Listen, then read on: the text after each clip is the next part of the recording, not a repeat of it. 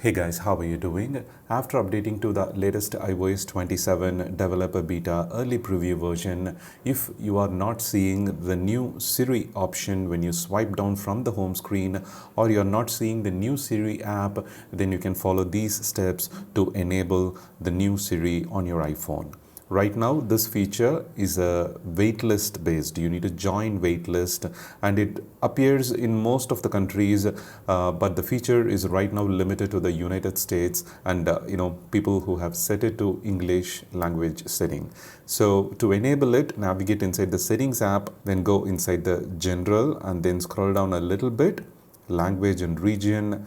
You need to set the region to United States. The preferred language, the first order is English. This is the first step. You need to change the device language and region. And some people ask, will it cause any issues with my iPhone normal operations?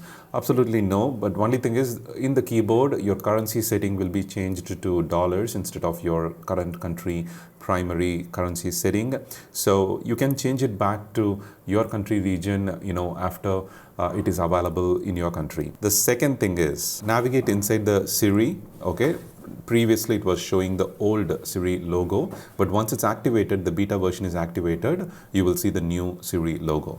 So here you need to scroll down a little bit and then navigate inside the language of the Siri language setting. Scroll down and set it to English United States. Now come back to the Siri page and give some time. You will see the extension will show that the files are downloading in the background, and make sure to connect to Wi-Fi.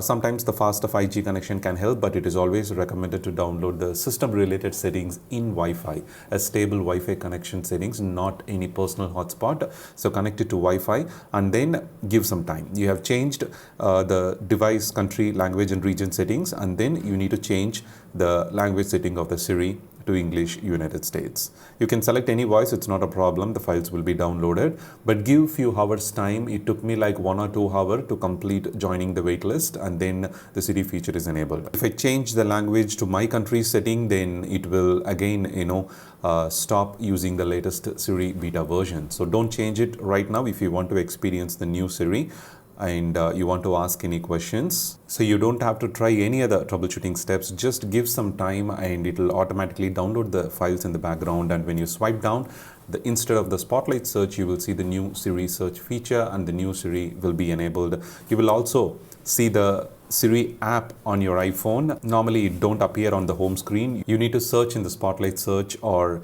you can search from the app library that it will be added as the first recently added app. And just to give a quick heads up, if you are looking for any free expense tracker, give a try with Spensio. I leave a link to this in the description and in the first pinned comment. You can quickly add expenses.